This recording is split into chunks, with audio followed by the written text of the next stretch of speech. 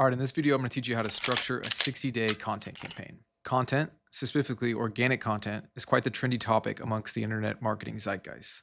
However, branded content creation isn't a trend. It's how businesses become brands. And consistently creating content as part of the campaigns that impacts the culture and defines the zeitgeist, online and off, is how a brand becomes a house name.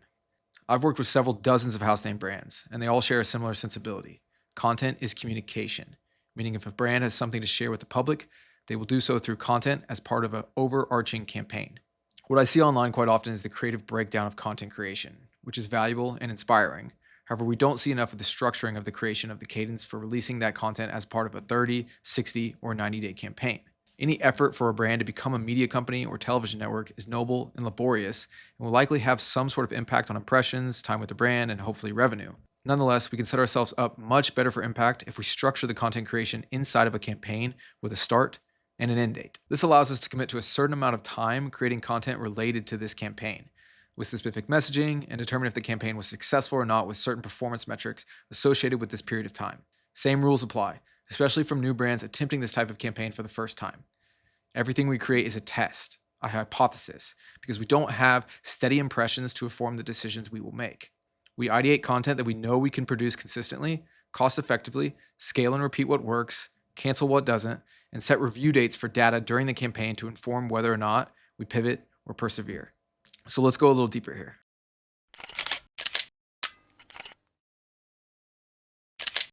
All of the documents we will create together live in this video are available as templates in the description below. The first of which, and where we must start our campaign creation, is with a summary of our research.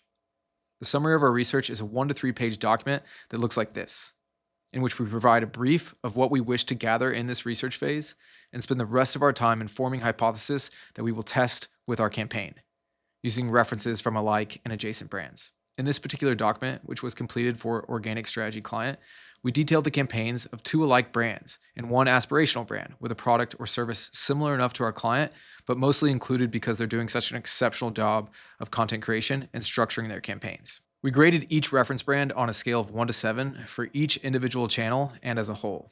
Then, to inform what we draft in our next document, we added notes on the last page related to our primary hypothesis, having studied what successful alike brands have accomplished, an idea for a hero format, additional formats, the look and feel of the campaign, and our objectives for this particular campaign. It won't be necessary to hold to our ideas at the end of this document. We simply supply these thoughts because they are things that came about immediately following our research, an informed intuition, if you will. We'll spend a considerable amount of time developing creative ideas for the campaign as a whole, and the content formats that drive the campaign forward. And going forward, our next document is our campaign brief. The campaign brief. Here are the categories for our campaign brief. The brief. Quick and concise breakdown for what we wish to accomplish in this campaign, the length of the campaign with a start and end date, the responsible stakeholders, the distribution channels, the budget, target impressions, and target revenue. This is the necessary information to determine whether or not our campaign was successful. Next, we'll just quickly expand upon some of the items above for the sake of clarity. It's redundant, yes. However, I always imagine that it isn't until the 3rd time I've explained something to my team or anyone that any of the information is retained. Despite all the inspirational entrepreneur encouragement, repetition is necessary for comprehension. So again, we will lay out for all to see the start and end dates, the budget, and the targets. Key messaging. Although we'll have different content formats throughout the campaign in both video and photo, the focus of our content creation will be aligned with the key messages of the campaign. And our campaign will have a tagline, something short, sweet, and memorable, as well as a logline, the expanded upon idea in which 2 short sentences communicate what the campaign will accomplish. These key messages will be featured throughout our distribution channels, including our website. So whether we're launching a new business, a new product line, or announcing a new partnership, all of the messaging we feature and content we create will be a personification of our key messaging, the hero format. Campaigns from house name brands feature a hero format that will be slightly different from ours. The historical format is the expensive, high production value, one-of-one piece of content for the campaign. All other content exists to support this hero piece of content, including behind the scenes and shorter cut downs for the longer format hero. I'm making this video for brands that don't have enough of an impact to date to have recognizable pieces of hero or branded content. So our hero piece of content is instead our hero format. Repeatable pieces of content that serve as the most time and potentially capital intensive content creation that we will create during the campaign. Think about this piece as our Friday night show. Once a week distribution with new episodes that encapsulate all of the desires and targets of our campaign. In our document, we'll hyperlink the hero format to our distribution plan and cadence for this format, as you see here with dates for release, organization for materials and deliverables, status of the project, and responsible stakeholders. This template is our format distribution plan, all of the formats we will optimize for during the campaign and their release schedules. The individual pieces of content inside of this Google Sheet will link to the creative and post plan for that particular content piece. So if you click here, then boom, you have the creative, the messaging, the production date, references, and those responsible for that particular piece of content. This is our post plan template, and each particular piece of content created during our campaign will have its own document like this one, which allows us to understand the creative intention of the piece, the visual, sound, and written hook, the messaging, any necessary written copy for captions or descriptions, including call to actions, and our target number of impressions. Let's look at an example using our studio created brand, Sofa, or Seed Oil Free America. This is the post plan for episode 1 in the format in which we directly rip off 1990s Dare ads, replacing the mention of drugs with seed oils. The brief is, talent, me, dramatically addresses the camera to explain with a Beyond Meat patty sizzling on a hot skillet what seed oils do to the brain. Here's the reference piece. Is there anyone out there who still isn't clear about what doing drugs does? Okay, last time. This is your brain. This is drugs.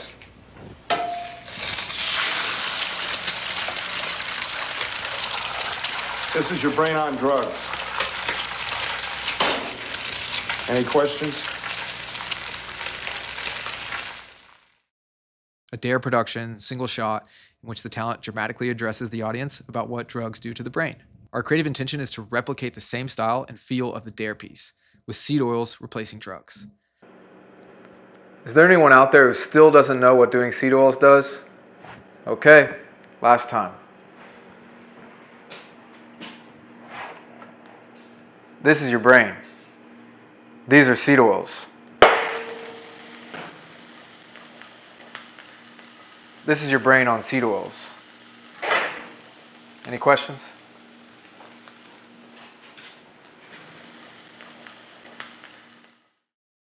High production value, nostalgic, something that will directly impact the millennial audience's sense of time and association.